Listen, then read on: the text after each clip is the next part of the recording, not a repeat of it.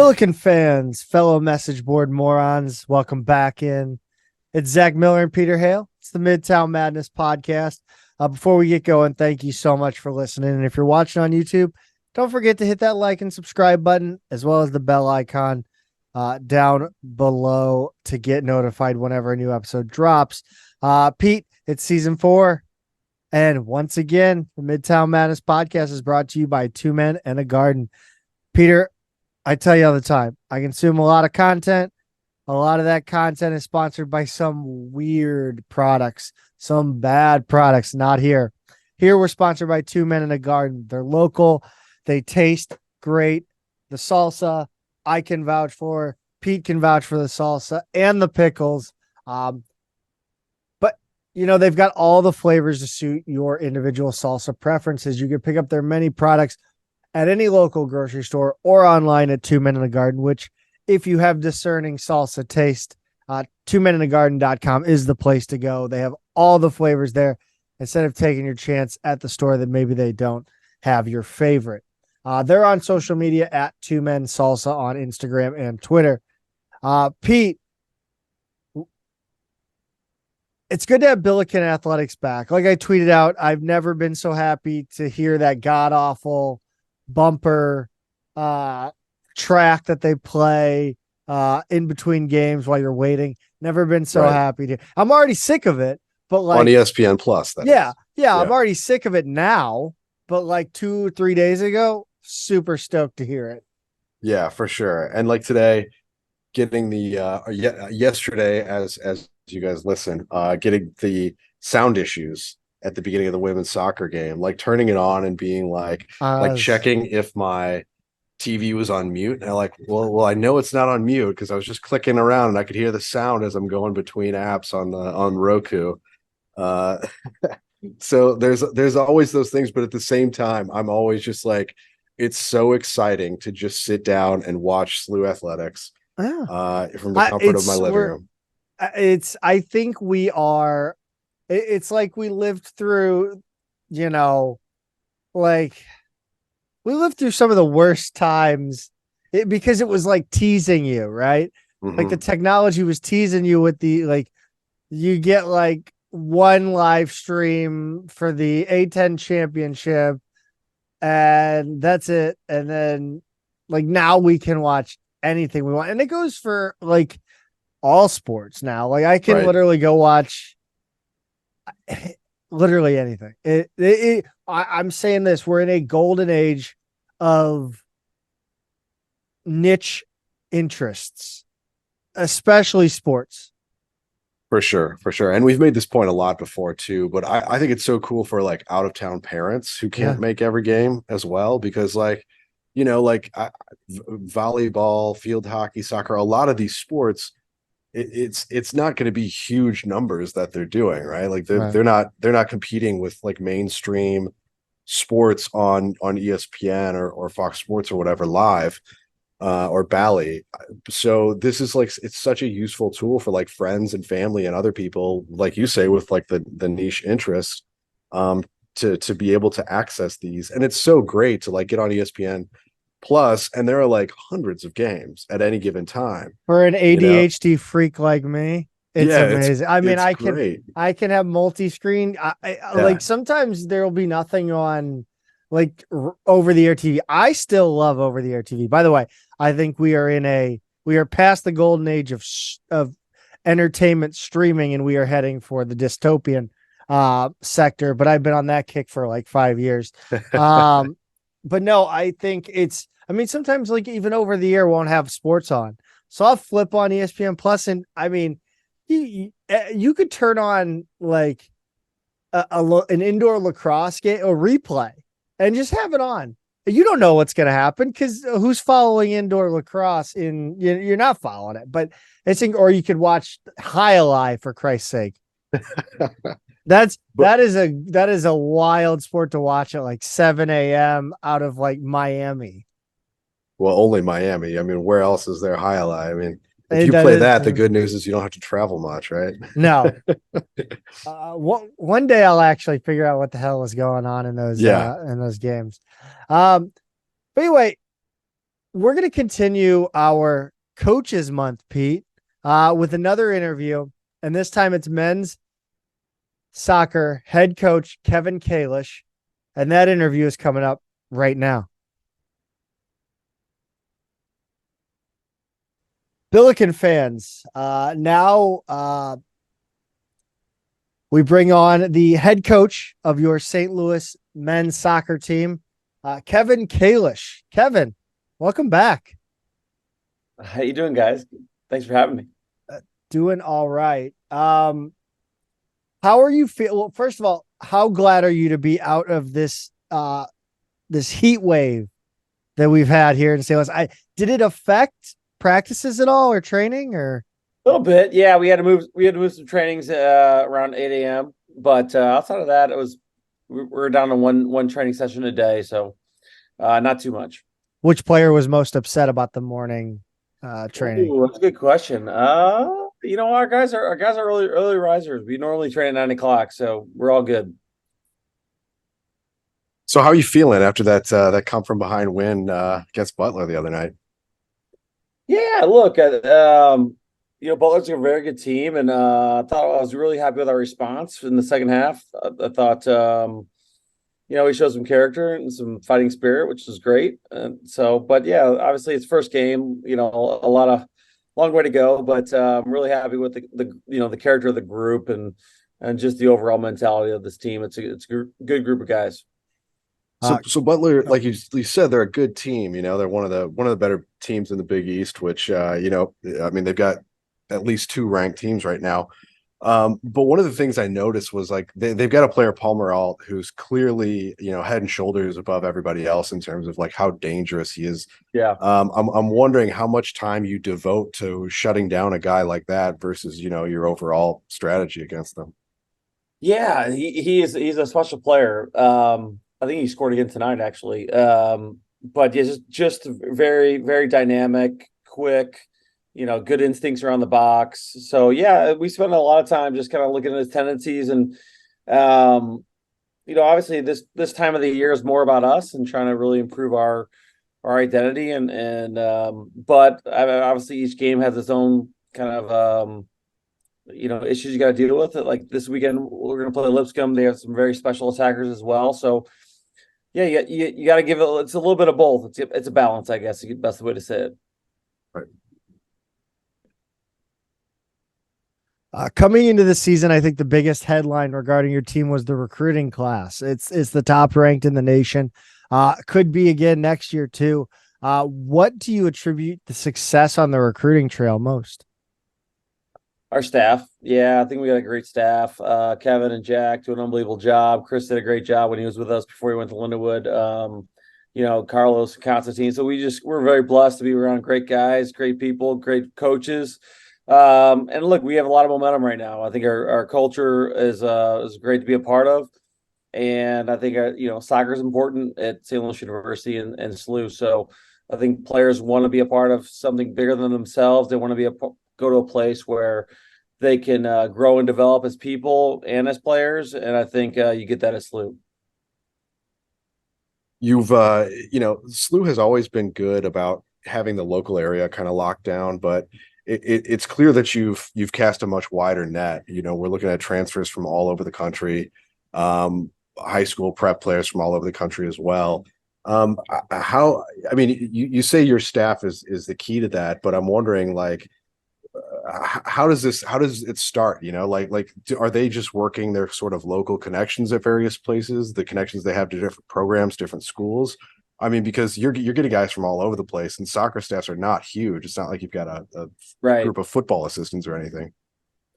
Yeah, look, I think it's I wish there was a recipe for it. I think there's a lot of it just really like being ready for the next opportunity, and really kind of being conscious of what our needs are, kind of moving forward into the next season and being aligned as a staff in terms of what we're looking for, a clear kind of character traits or that we look for in players and people, and then obviously positional needs. So I think when 21 happened, we lost 9 of 11 when professional.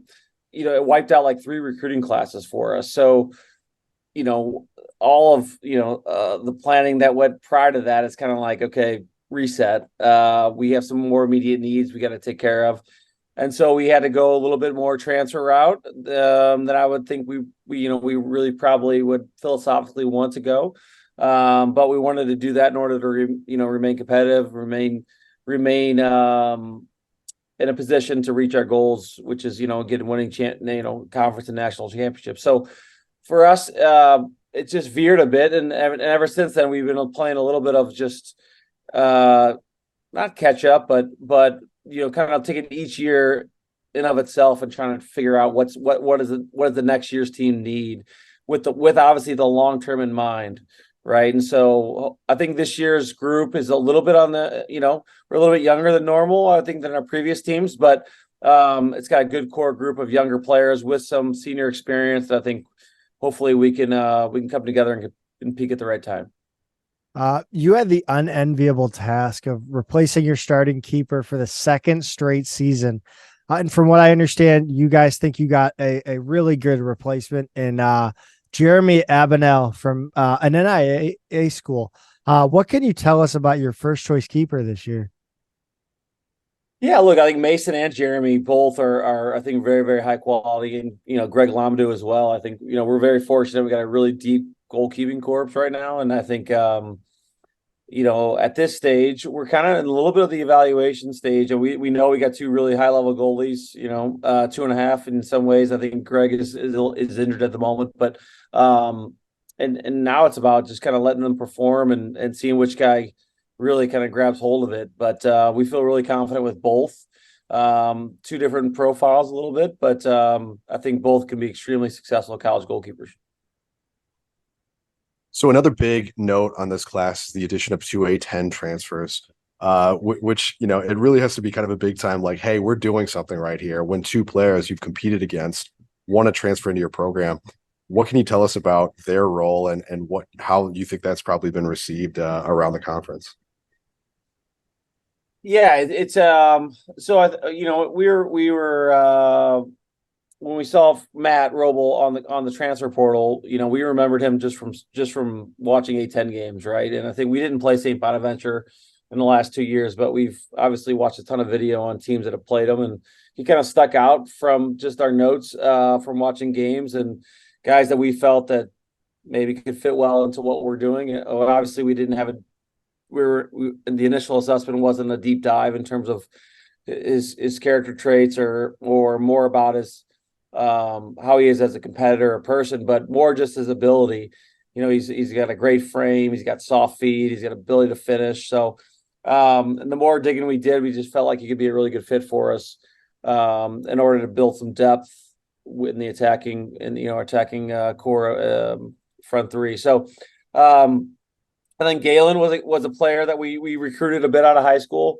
We have a handful of guys that have come from his club team in Connecticut, Chris Allwang and Nate Shapiro, and so we knew of Galen, and obviously we have a lot of respect for Fordham and the program that Carlo runs and stuff. So we knew we were getting some A10 guys that don't mind rolling up their sleeves and doing the work and are gritty, and we're really excited to have them part of the program. They're going to be good fits, and they've done extremely well so far.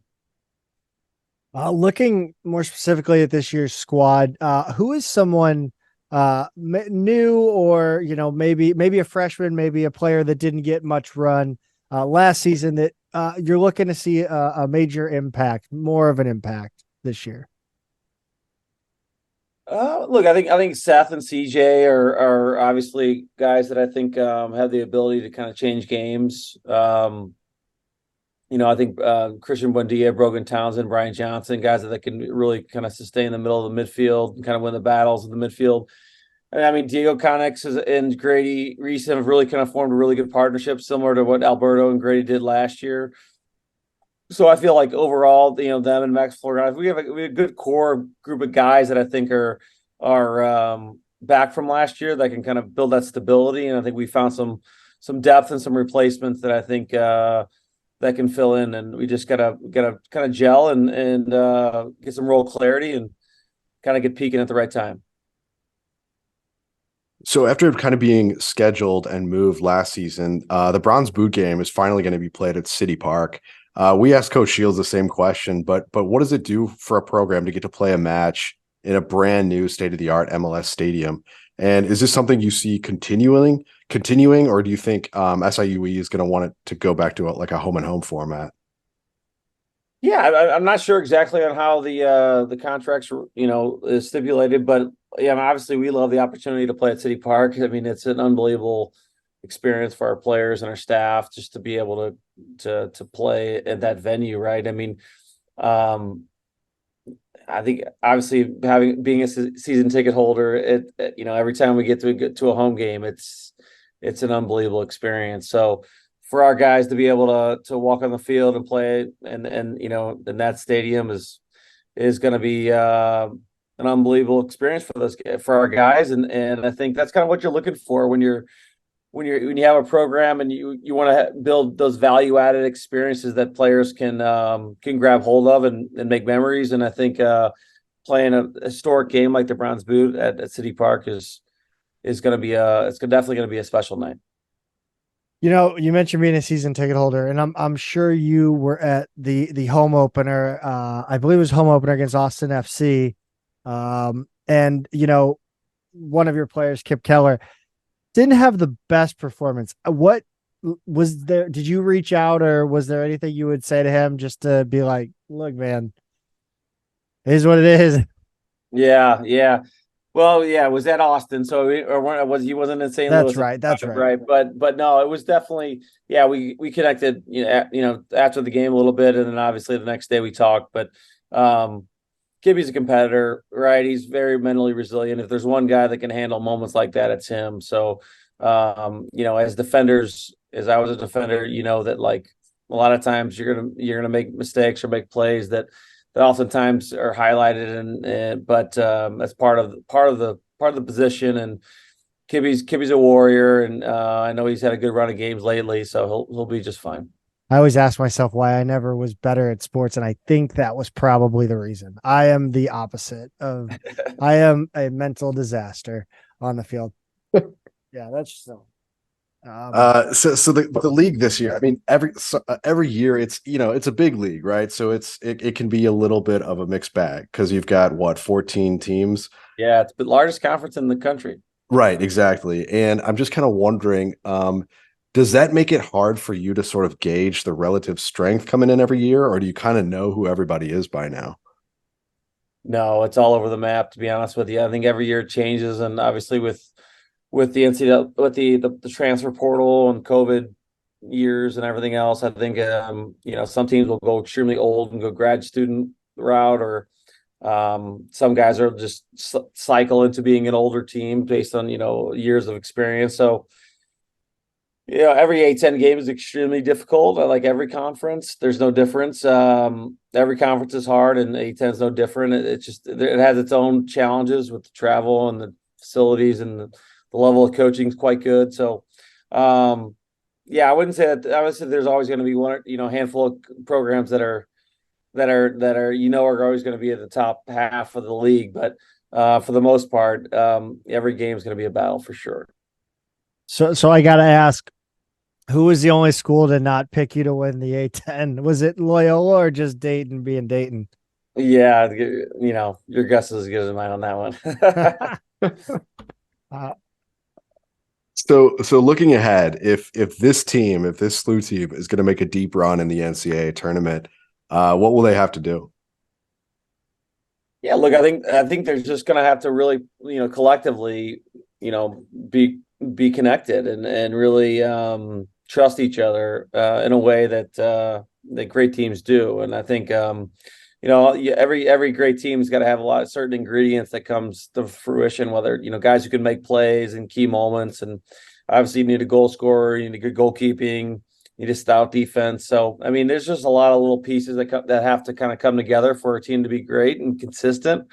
And yeah, we're excited to see if we can get there. I think it has all the ingredients on the paper, but like we talk about, we got to earn it. We got to basically come together as a group and really kind of show that we're capable of taking that next step. So I want to talk about this non-conference schedule, including the exhibitions, because you scheduled a brutal, first exhibition in Notre Dame. And who on this schedule do you think has obviously we've seen Lipscomb play, but who on this schedule do you think is kind of one of those names like Lipscomb where doesn't ring a bell for our basketball centric fans, but Right.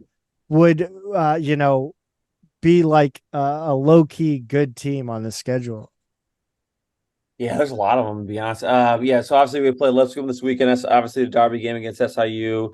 SMU is a bigger name. Oral Roberts they're fantastic. Just watched them the other night. They beat Santa Barbara 4-0 in their opener. Very good team. They're always winning 10+ games. Missouri State, obviously, for those who aren't familiar with college soccer, have a tremendous program and beat Maryland opening weekend at Maryland, right? So I think a lot of high level soccer around the Midwest that I think sometimes doesn't get as much attention because maybe we're not on the coast, but some really good programs, guys that do a really good job coaching. And I think, Missouri State's at home and Oral Roberts at home. Those would be two that are coming up non-conference that I think would be a good one to definitely attend. I went to I love the student game, the first game. And I always hate that it's on an exhibition game. Like it seems to have, I think it's been probably 10, 15 years since it's been a regular season. How is that? Are the players keenly aware of that? I mean, I know people lock in, but I mean, how much? It's one of our highlights, right? I think, like I said, you're looking for some unique experiences throughout the year, and that's definitely one of them. I mean, that's one of the best environments in college soccer, and hopefully, we really try to put on a good performance because we're hoping that we're going to bring a lot of those students back to Herman. So we're excited for that game every year for sure. Looking ahead in your schedule, and just kind of a general question. I mean, you've also got Central Arkansas later this season. But I'm wondering, how does it end up that in men's soccer there are so many non-conference games kind of interwoven with the conference schedule? Does that have to do with the size of our league? Does every kind of league work like that? Is it tough to get those games later in the season? Yeah, it's definitely tricky. I mean, look, you're looking at on an average 16, 17 games, regular season. I think most teams 15, 17. And everyone's conference schedule is a little bit unique and different. So ours is mostly on weekends, right? So that only leaves weekday, dates open if you're gonna try to fill your schedule with that number of contests, and the number of weekends or weeks that we have is quite finite in terms of it's fairly compressed. So yeah, it's never perfect. You always would love more recovery time for the players, but it's kind of part of it. We know at some point we're going to be playing every 3 days, and you try to get that rhythm. And it's a lot of rest and recover, and tactically prep for the next team. But there's not a lot of training time in those moments. So we looked at the obviously you have a week and a half, arguably 2 weeks of preseason, and then. We try to schedule a little bit light those first 2 or 3 weeks of the season just to kind of extend our preseason a little bit more, especially with teams that are younger that we really got to try to grow and try to build our identity into them. And then after that, it's kind of like, turn the keys over to the captains and off we go. So, luckily we've had some really good leadership the last handful of years that kind of led us to that November timeframe. You mentioned leadership, and I think I would be remiss to not mention Jack Micah. Dude always seems hype. Dude's always, kind of bringing the energy during the game. And I've seen him around SLU a few times, always just in a good mood, a happy dude. Like what does he bring to the culture and the leadership? Wow. Yeah. So Jack is everything we embrace and embody, as a SLU student athlete within our program. He's a captain for a reason. I think, our captains are voted on by the players and staff. And he's definitely a guy that everybody looks to as a guy who models the behaviors day in and day out of what we look for in a soccer player. So, he's extremely selfless. He's all about the group. He's all about what does everyone else need. He's a selfless servant, so to speak. And And he's a very good player. You always know what you're going to get with Jack. It's always going to be you never guessing whether or not he's gonna bring his effort or intensity or focus or concentration. He's always going to bring that, right? So for us, he's very dependable, and he's a guy that we know we can count on day in and day out.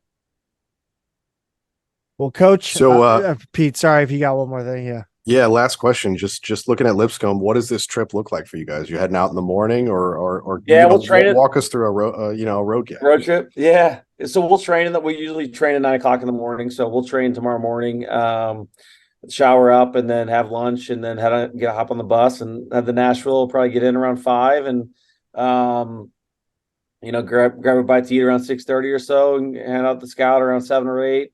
Maybe have a little fun game or two, and then we start prepping from there. It's like do some individual meetings maybe at night or in the morning after breakfast, and do a walkthrough in the morning tomorrow, and kind of game day routine starts. So should be a challenging game. They're a very good program. Charles does a great job, and I know they lost one on the outset, but they got a very talented team. So we're excited for a good match.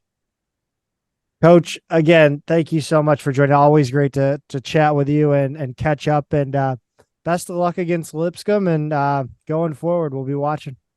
Guys, thanks. I appreciate all the support. Oh, no problem. Bills. Go Bills. Thanks, Coach. Pete, I think we've come to expect big things from Kevin Kalish's Billiken side. And I think that, this team showed some of the worst sides of themselves. They can be like, when they're at their worst, they're out of sorts on that high press and they're not covering. But I've seen some really good stuff since that Notre Dame exhibition. And I mean, it's all about conference play, really. I think at this point, Kevin will never admit to that. And I don't think Katie will either. But like, if you're not going to, be top 10, top 25, you're not going to, get an at-large bid out of the A-10. Yeah, I think that's right. And, we saw, even within that Butler game, right, we saw some of their best tendencies and then some of the things they struggle with most. And, we'll be getting into that a little bit from now. Yep. Men's basketball, we've got a piecemealed schedule. We got an idea. People are getting restless because the last couple of years, the full schedule's been out by now. Wait, no. And this, as we all know, if you listen to our show, if you've been listening for the past few months, this has been the most restless offseason maybe ever. In terms of fans just being a little jittery, a little bit on edge. I don't even think none of the cruise years were even that jittery. I think there was some goodwill built up from the NCAA tournament. And I think, his last year, I think everybody kind of saw the writing on the wall. There was no way this team was going to be better. Sure. But we're hoping, there's hope right now. It's not like in the middle of the Jim Cruz era where there was literally nothing. No, we're better than that. I know that much. But what's undeniable is that there's just a little extra restlessness. Yes. And the schedule, historically, I think back to when I was involved with the team and in some of the years after that, it really was Labor Day or a little bit after that we got it. So it would have been another week from now. Yeah. So calm down. Yeah, exactly. No, but as time has gone on, we've seen it being released kind of this past week, right? August 22nd to 25th kind of range is when we started to see it. And I think people have taken note of that. And now we're looking at, Monday the 28th as we release this. Of course, I'm sure this afternoon we'll probably get the full thing. Yeah. 9 a.m. Because that's how it works. Yeah, it probably will be this week, to be honest. But regardless, what's good is that between the work of West Pine Bill, Stu Durando, and Rocco Miller, who's a great follow if you're into college basketball scheduling, on Twitter, they've kind of filled out the details for us. Some of this we had pieced together, but there were a few things that I didn't quite know yet, and a schedule has really started to take form. Yeah. By the way, it's another quirk of my Billiken fandom that I you guys all know when schedule tends to come out. I don't. I couldn't tell you. If you asked me, I'd be yeah, probably September. October. I don't know. But yeah, why don't you run down the schedule, Pete? You're much more obsessive on this sector of Billiken fandom than I. Yeah, so what we know so far is we open on November 6th against Southern Indiana at home. There will be a couple exhibition games, maybe one, maybe two before that. We don't know yet the details of those. We've got a home game on the 11th against Illinois State, which we know will be part of a home-and-home series. We'll go there next season. We've got the Myrtle Beach Invitational, which is November 16th, 17th, and 19th. We'll kick that off against Wyoming. Game 2, we'll play either Vermont or Charleston, and then on the other side of the bracket, our third game, regardless of, what place we're playing for, it's going to be Wichita State, Liberty, Furman, or Coastal Carolina. So we'll see how that shakes out. December 2nd, we go down to SIUC. The 6th of December, right after that, we go to Drake in Des Moines, Iowa. The 20th of December, 2 weeks later, we'll go to NC State in Raleigh, North Carolina. And then we know we've got Utah State, Louisiana Tech, and Hofstra at home. Louisiana Tech and Hofstra are bye games. Utah State, we were originally told, was going to be a home and home starting at SLU, but I think that might be a bye game as well, from what we're hearing through West Pine Bills. The first one, Utah State, is likely going to be in November. And then the second two, Louisiana Tech and Hofstra, I think are going to both be in December. So that leaves basically 2 more home games to be determined, probably bye games. We don't know who the opponents are going to be. I would expect nothing splashy. Louisiana Tech and Hofstra are both pretty solid, I think, as bye games. Those aren't the kind of teams who wind up in like the 300 plus range of the net or the RPI ratings. But I would expect that the last two are going to be a little further down the chain, if I just had to guess. And my hunch was even that there might be a non-Division I opponent in there, because we've had those lately too. Your Rockhurst, Paul Quinn College, Harris Stowe. We've seen all 3 of those names in recent years. I wouldn't rule that out, even if we're not hearing anything that's going to be the case. Remember when we scheduled Paul Quinn because it was going to help us make inroads into recruiting in Texas? Yeah. How about that? So much for that. I mean, look, it was a noble effort at the time. They were an interesting opponent. We learned a lot about the school. We learned a lot about their court. Oh, their court is fire. So that was an interesting detour, but yeah, we probably did more research on that opponent than anyone else, just because everyone at the same time was like, who?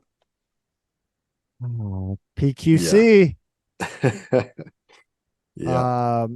Let's move into women's soccer. They had a nice week. 4-1 win against Creighton Thursday, the 24th at Herman. This game started at 6, I believe, moved back an hour due to excessive heat. Mm-hmm. The 14th minute, Lindsay Heckel gets the Billikens on the board off a corner from Hannah Larson. Solid header from about 5 yards out. 32nd minute, Creighton tied it with an Abigail Santana goal. 37th minute, Emily Gaby got loose. I don't know how many times we're going to say that this season, but it's going to be a lot. I mean, the amount of time she just literally took on players down the wing was incredible today. And they couldn't stop her. Again, going to say that a lot. She put one defender on the ground and got her shot off before another one could catch up with her. 48th minute, Hannah Sawyer off a feed from Hannah Larson. She did that thing where she got one-on-one with the goalie and dribbled around it for the empty net. This sounds like a Peter phrase. This is not something I would say. I would be tempted to do this if I were a player, right? Like you're one-on-one with the goalie, and rather than just like let a shot loose, you like just dribble around her, and it's like, it's risky, right? Because she could just kind of jump on you. She could just take the ball, or I don't know. It worked. It's like the closest thing to clowning on a goalkeeper. Sure. Just to go around them. It's like I've already gone around people who can only use your feet, but like you could use your hands too, and I'm going to go around you. Too. Exactly. Right. Final goal for the Billikens was the 58th minute. Caroline Kelly header off a corner kick that hit off a Creighton player's head first. She got down and popped it. Wait, that was the one where she flicked it with the back of her head. That was wild. That was. I mean, there were 2. That was the first of 2 goals this week that were legitimate top 10 plays, I think. Yeah, it was pretty crazy. And we've seen this now from Caroline Kelly. Like if she has any look at the goal at all, she's just going to let it rip. I mean, Her in this and case, Gaby are both just like they have no conscience. They no, just no, none at all. And I love that. I love yeah. that. She in this case, she had a little she had a good jump on the ball, but like was not at all squared up to the goal and just was kind of like, I'm gonna see what happens. I'm gonna put it backwards. She's not going to expect it. And it was right. She was right. The keeper did get her fingertips on it, but just not enough. Like she put it just high enough. It's not like she hit it with power or anything like it. Just it came off the back of her head, Yeah. just kind of blooped in. But she put just enough on it to get it in there. It's again disrespectful. Gaby almost made it 5-1 with a breakaway in the final minutes, but shot it right at the goalie. The shots in this one: Billiken 17, Creighton 5. Shots on goal 8-2 Billikens. Billikens had 8 corners to Creighton's 3. Creighton fouled the Billikens 10 times. SLU fouled the Blue Jays 7.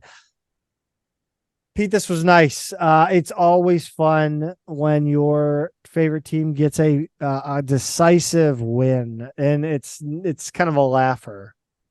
We talked last week, and I know I brought it up. I was kind of like, they weren't as decisive in the Utah State game as I had kind of been hoping for.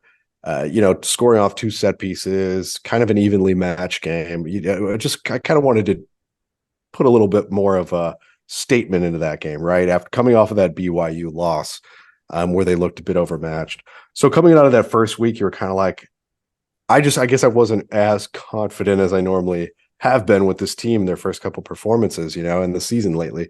So to just come out and do this to a Big East team just felt really cathartic. And it was just kind of like, okay, all right, here they go. They needed to come home, reset, and they look like they're in top form again already. Yeah, I think one of those that Utah State game, I mean the field, being on the road is one of those where you just get out with the points. Get out with the points. So, hey, you know what? Can't be mad about that. Pete, talk about this 8-0 win against Kansas City yesterday. Yeah, so this one, I put this game on. I was doing some stuff around the house, doing some notes for the show, actually, and put this one on. And yeah, I mean, you and I both saw the same thing in the first 10 minutes here. SLU came out aggressive. We ended up with a really dangerous opportunity in the 3rd minute. We're kind of in behind the keeper, but couldn't get a clean shot off. And it wound up, going to the trickling over to the corner kind of. A few minutes later, Hannah Larson hits the post. That was the 8th minute. In the 10th minute, she put one just over the crossbar. I think you tweeted about how unlucky they were after such a dominant opening 10 minutes. But that was about to change pretty soon, Zach. Yeah, it would. Just 3 minutes later, actually, Caroline Kelly got the first goal on the board. Broke things open off a Lindsay Heckel ball right at the top of the box. She got the ball to her side with her back to the goal and just pivoted and put her shot past the keeper to the far side. I mean, just exactly what we were talking about, right? Yeah. Like when she got that ball, shoot. where she got it, you didn't think that was going to be a shot, right? It was I'm kind of like looking at, okay, who's open? And instead she just swivels right into it, puts her right leg into it and buries the thing. You just never know when she's going to uncork. Tell us about Julia Simon's first goal as a Billiken. Yeah, this was long time coming. 26 minutes. She finished basically a wide open net off an Emily Gaby assist. So it was possible because we had back-to-back wins on 50-50 balls. It was Jess Preußer, and I can't remember who the first one was actually. Both being a little aggressive on the ball, popping it forward. Eventually it gets to Gaby, and then she, she's in the right side of the box. She goes down toward the end line. She draws the goalie. She draws multiple defenders as she is able to do, gets all the attention over there, and then just puts it right over to Simon, who's all alone in front of the net to finish. You'd love to see it. This next goal, you talk about kind of just out of nowhere. Yeah. 47th minute, Katie Hauk free kick. This is one of those plays where you're reminded that sports equipment and were not made with women in mind. They were made 200 years ago for dudes. All right, elaborate on that. Just the idea that this kick is not going the goal is huge. Like it's so much tougher for women goalkeepers to cover that amount of space. I feel so bad because it wasn't anything. I mean, sure, putting a shot on net, Katie, how unbelievable, but like, I mean, that's just like there's nothing she could have done there. She was off her line, but I don't think, I don't know. If she knew where the ball was going, if she knew Houck was going to put it on frame, that still would have been a tough get because of how high the ball was coming from and where in the net it ended up. Yeah. Basically top right corner. And you're right, had her on her heels. I mean, it looked like an ungettable ball. How far out do you think Houck was? Is my first question on this one. Was she about 35? I mean, maybe was she about 20 yards off the midline, maybe? Further back than that. So 20 yards. She was further out from the goal. Like she was over halfway to the midline, if that makes. She was on the other side. Yeah. Yeah. So I was estimating about 15 from the midline, but regardless, she puts this in. Do you think she did it on purpose? I mean, the way this ball kind of tailed. I think you just flight a ball into the box in that dangerous area. And if it goes about 10 yards off course, it's head to the net. If it goes 10 yards to the left, it's going on someone's head back post. Yeah. So I'm always ready for Caroline Kelly to be like the long ball winner on this team, to put in the long goal of the season. But credit to Katie Houck. I mean, the team went nuts when she put that one in. And that also, Zach, I mean, it was 2-0 in the first half. It could have been worse. Yeah. If you're Kansas City, you don't feel horrible about that score at halftime, but this was really the one that kind of felt like it broke things open. And this one became a laugher pretty quickly. Yeah, Hannah Larson put home an easy one off a Julia Simon feed. Simon knew she had Larson all alone on the left, but kept the ball long enough that all Larson had to do when she got it was settle it and slot it home. Really heads up play from Simon. She had options too there. She did. She had multiple options in front of her, off to the other side as well. It was great because when she got the ball, immediately you saw the recognition, like the way she moved her head. You saw the recognition of Larson out on the wing, and initially it looked like she was just going to give it to her then and let Larson kind of do the rest of the work.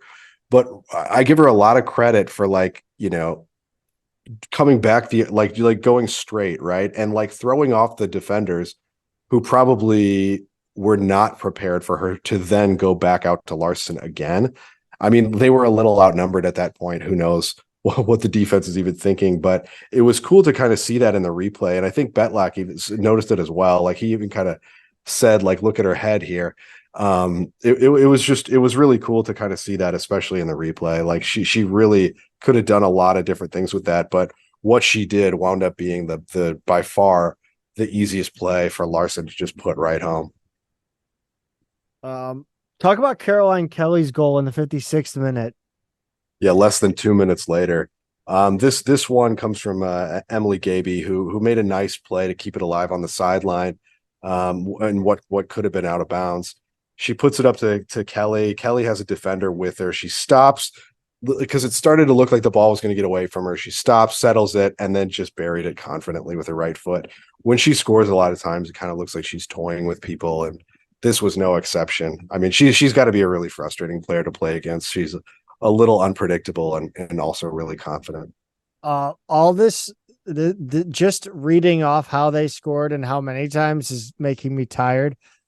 How many different ways too, right? Like 2-0 against Utah State. How many different people? Corner kick. Yeah. And right now we've got 8 goals, and 4 of these, Zach, are from people who have never scored a goal with us before. I think, what did it end up being? 11 different. That's what we're up to on the season. On the season, 11 different goal scorers. Well, yeah, there wasn't already. 11 goals in the game, Peter. Come on. Well, 7. Come on. 7 different goal scorers on 8 goals today. Crazy. Let's see. Nina Pracer got her first collegiate goal off an assist from Liv Layton. Layton had it on the right side, cut it back to lose her defender, fed Pracer at the top of the box, and she finished with a sharp one-timer, just clinical. Yeah. She saw it all the way and placed it perfectly. Didn't need to kick the cover off the ball, just put it right where she wanted it, and did not look like a freshman in that moment. Jordan Gary hopped in the DeLorean and took it up to the 88th minute. He sure did. This one was a header off a Claire Nicholas lob from the right end line. So Ellie Palachek, she chipped a ball into the box, and it was a dangerous ball. And then Nicholas she only had one touch to put it in play. She was just trying to keep it alive and not give up a goal kick. Put it right in front of the net, and she got it right where it needed to be. Jordan Gary, perfect header to finish it off. And saying that some of these names I've not I don't like Claire Nicholas. Welcome to the squad. Welcome to the squad. I'll figure out who you are, but it's great. It's amazing. It's late in the game. The newcomers are getting some run. You gotta love it. Samantha DeLuca, welcome to the scoring column. 89th minute, head ball off another Claire Nicholas assist. She hit one off her right foot into the area.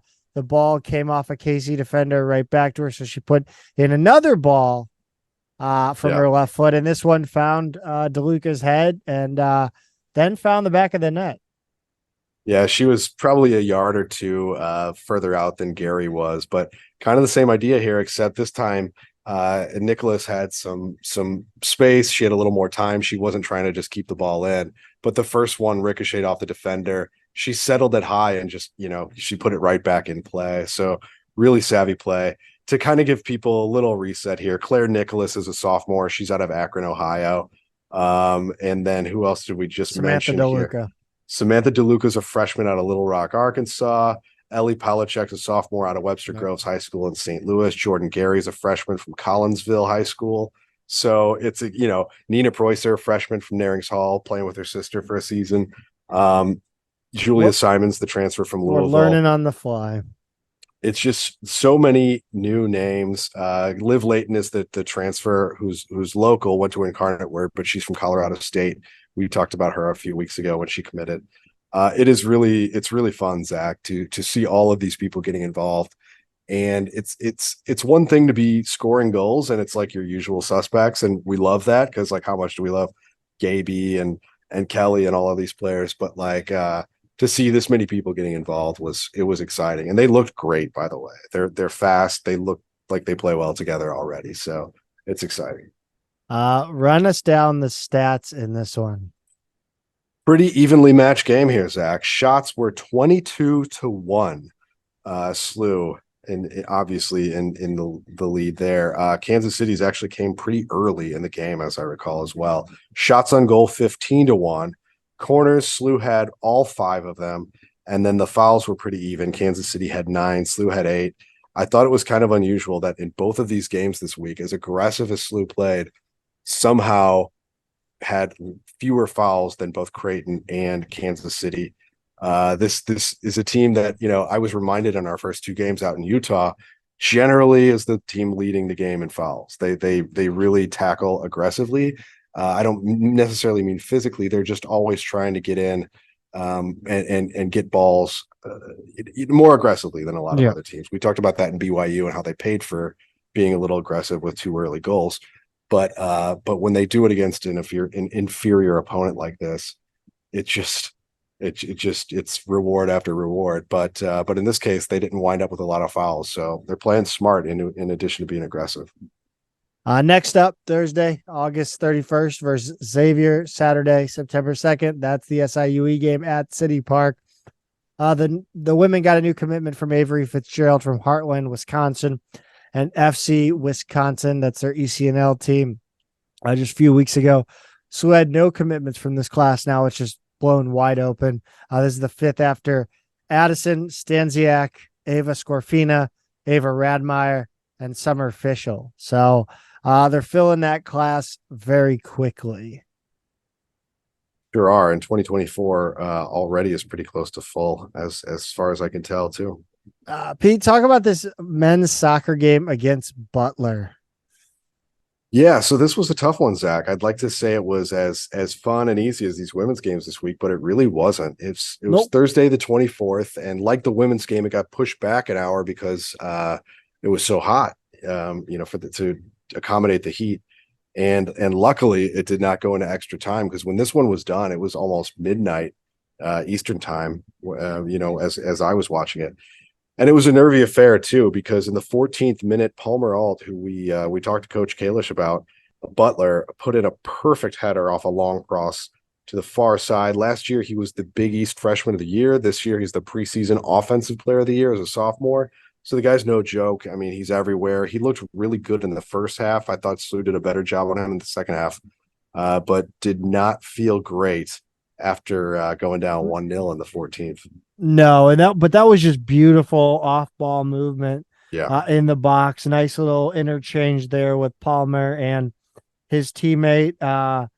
Billikens lost Palmer out and put in the back of the net. Yeah, and by the way, his name was throwing me off the whole game because it threw me off just saying it. I knew it was Palmer Alt, last name Ault, but I kept thinking it was Paul Meralt. Oh, like I thought he was just calling him by his last name and it was Palmer Alt. No, his first name is Palmer, and his last name is Alt. Yeah, but I know, but that's Paul the way I was hearing Meralt. It. Okay, yeah. I was hearing Palmer Alt as one name. Right. Yeah. So we were both thrown off for different reasons. Yes. But, the first half, I don't know what you thought necessarily, but it was kind of a little discombobulated again. Yeah, I think. Excuse me. Caught you at the wrong moment. I know. Sorry. I think. I think that. I thought the Billikens responded well to giving up that goal and started pressuring Butler. And I thought, as it got closer to the 45th minute, I felt a little comfortable that they would tie the game. But it wasn't all that sure. That first goal obviously set some alarm bells off in my head. Yeah, for sure. But SLU wound up with a few excellent opportunities in the middle of the second half. Peterson got a ball all the way up. Pedersen, I guess I should say, got a ball all the way through the box, and no one was there to finish. CJ Coppola got by the goalie, but his last touch was a little too hard. I really thought that was going to be a goal, and that play was broken up. But a few minutes later, 68th minute, he had a brilliant finish off an incredible feed at the midline from Christian Buendia. He played the ball long, and it just got a little touch from Roble and wound up at Coppola's feet. And he just, I know it's not Coppola, but film buff Francis Ford Coppola, and he just put it just inside the left post. Sorry, CJ, for getting your name wrong. I've never heard of that guy. Who is that guy? Kidding. Go ahead. Sorry, I'll shut up now. No, that's all I got there. I mean, there were some other. Like Pedersen had another really nice chance saved with under 4 minutes to go. Butler also had some solid opportunities in the second half, to be fair. I got to say our goalie, Abinell, had 5 saves and 2, arguably 3 of which were excellent because they were like point blank saves. Every time I thought that's a goal. And he's got incredible reflexes. I was really impressed by him. I think that was a pretty strong debut from our keeper. Run us down the stats in this one, Pete. Well, we didn't even cover the last goal, Zach. Why don't you? I was going to say I thought you hadn't, but you went off. You went ahead of the notes here. I went. Yeah, okay. I didn't put it in the best order. You know what? I agree. Fine. Cover our 88th minute goal here. No, you guys. Coppola took advantage of the set piece that came from that yellow card. Pedersen, fine. Lobbed in the free kick. Easton headed it across, and I've thrown you off. Coppola bounced a header across the goal line. It's all broken down here at MMP HQ STL. The shots were 13-11. Butler shots on goal 6-4. Butler corner 7-5. Butler fouls 14-11. Butler.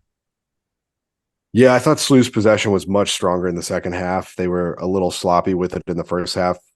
Seemed to be playing into Butler's game plan. So some credit to them for that. But they also shut down Butler, did a better job on Alt and everybody in the second half. So pulled out an exciting win.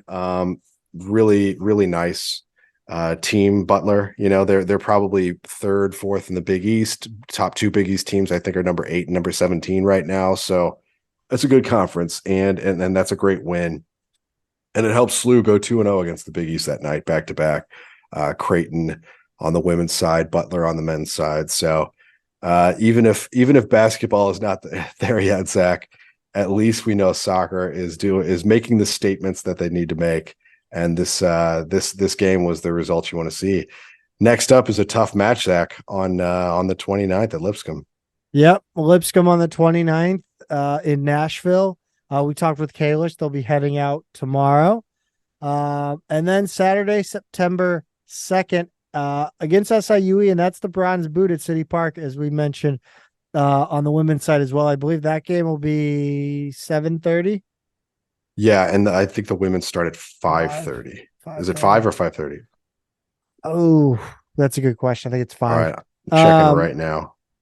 Pete, on the volleyball side, they just hired a new assistant coach, Avery Clark, previously coached at Barry University and the Miami Wave Volleyball Club. He played college volleyball at St. Ambrose, which I believe are the Fighting Bees. Yes, I think you're right. Yeah, that's in Davenport, Iowa. I still got it. Still got it. Yeah, if you know D3 mascots, I mean that's good. That's I actually only know that because a family friend's son went there. Okay, yeah, I always got a lot of those good small private liberal arts schools like that. I think they are all in the same conference too, which is kind of fun. I think the only college that ever sent me any sort of the mailers. Yeah, I think the only one. I think they all knew I wasn't gonna do it. I wasn't gonna go. Emporia State. That's Kansas. Yeah, Kansas. They offered in-state tuition. I think. You go. Yeah. So I was like, I could play tennis, but didn't do that. The rest is history, guys. The women's game is at 5, by the way. So 5 and 7:30. The Billikens went 2-1 at the Crimson Tide Invitational. Friday the 25th and Saturday the 26th. It was they really made us sweat in this first game against Mercer, especially having to go old school and watch the game tracker. Yeah, no kidding. I had it on. I was, doing some work and just kind of had it off to the side. They dropped the first one 20-25, then won 25-21, 25-18. And at this point, I kind of shut my laptop. I was feeling pretty good about how things were trending, and I was getting more emails that I was having to deal with. And then they dropped the fourth 24-26, win the fifth 15-11, Zach. It was their first game under a new head coach in over a decade, but it kind of felt like they needed this one. Mercer was just not a great team last season, as I understand. Yeah, no, they were not very good at all. I mean, that third, in the fifth set, this is a game that last year's team just folds. Right. I mean, they're down 4, I think, in the final set. And I thought, I'm going to be honest, I lost hope. I didn't think there was any way they were going to win. I thought, God damn it, here we go again. And they stuck with it. And I mean, that's a gritty performance. I don't care that I didn't see it. It's gritty based on the box score. Yeah, absolutely. Definitely made it more interesting than it needed to be. But like you said, gritted it out. And that's all you can ask for your first game. Emily Henkin led him with 19 kills. Trinity Luckett had 6 blocks. Good number for the freshman. Addie Lyon, the Mizzou transfer, with 31 assists. And then Carly Rogers with 17 digs. Yeah, I think we talked about Trinity Luckett and how her playing in the middle allows help me out. Mattingly move out to the pins as Beaty so adequately, or I don't know, whatever. As she put it. Decent game, man. I mean, you get the win 3-2. Not it's a game where, again, I think we're seeing this team grow into matches. You look at the Mercer game, 25-20 loss, 25-21 win, 25-18 win. They lost that fourth set, but I mean, again, you could see their score. They got better, and then they dropped that fourth set. Right. And you look at this Alabama game too, and it's kind of the same story. Yeah, it's a 3-0 loss, but you start 25-9. They dropped the first one. I mean, they got steamrolled. Yeah, then 25-17, and then 25-20. So you're right. I mean, like that's just in the first set, they got steamrolled, guys. I don't want to be harsh. Yeah. They lost 3 in a row, which is by definition steamrolling, but right. They grew into it 9, 17, 20. And you saw, I think, they played them well late into that second set, and then they dropped, they kind of fell off. And then in that third set, they played them, it was 20, I believe 21-20 at some point. Right. Right. So just to not roll over like that. I mean, I think that's, again, impressive. They're showing a different determination. Absolutely. Again, Alabama wasn't all that great last year. They were 10-20, 4-14 in the SEC, but that's the SEC. That's SEC volleyball. You're talking your Floridas are fantastic. They're picked to finish last in the conference this season. Run down the stats in this one, though. Yeah, so the stats here are pretty rough. SLU's hitting percentage was .032. That's low. Errors, SLU 23, Alabama 9. Aces, Alabama 14, SLU 2. Kayla Richardson did have 8 kills to lead SLU. Lyon 19 assists, and Rogers had 14 digs. But yeah, not a great looking box score after that one. 3-0 win versus Mississippi Valley State. Just let's run it through. Yeah, so I think your text the day before, I think when they were playing Alabama, said it all. Mississippi Valley State is an unserious volleyball team. So SLU in this 3-0 win had 45 kills to Mississippi Valley State's 13. They had 11 aces to their 3, and then SLU had 44 assists to their 12. Just incredible. They cut their errors by more than half from the previous game. Delaney Rice led SLU with 11 kills. Vivian Kiefer had 5 aces. Kate Opperly had 18 assists, and Carly Rogers had 14 digs. It was just not even close in this one. And poor Mississippi Valley State. I mean, SLU's a team with a first-year coach, and to go 25-11, 25-9, 25-13 in straight sets is, it's going to be a rough season for them. I look at the box score, and we talk about the 45 kills, and I really thought you'd see a lot more of because I don't know how the box scores tend to work, whether, a kill is also an error. So is it a kill if it's, again, it could be an attack that should be dug easily, or passed incorrectly off the dig. So I don't know. I just expected a lot more about MVSU's errors than necessarily Billiken kills, but hey, I'm happy to be wrong there, at least by the numbers here. Yeah. Hey, that's all you can ask is for your team under a new head coach to beat a team that's probably the worst in the country. They've got to be up there by 13 each set. So right. Next up for them is the Chippewa Invitational this weekend at Central Michigan. They'll play Bradley and CMU in morning, evening doubleheader on Friday and finish up with Albany Saturday at noon. Some reports on Billikens.com that this is going to be streamed via the Central Michigan website.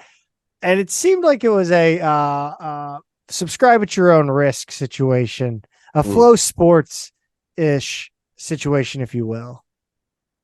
Look, as much as we want everybody to be able to watch every SLU game and every sport live, we do not endorse any shady streaming services that you might have to sign up for, pay anything for. If you're getting out a credit card to watch a one-off volleyball match at Central Michigan, I would say just don't. Just turn around.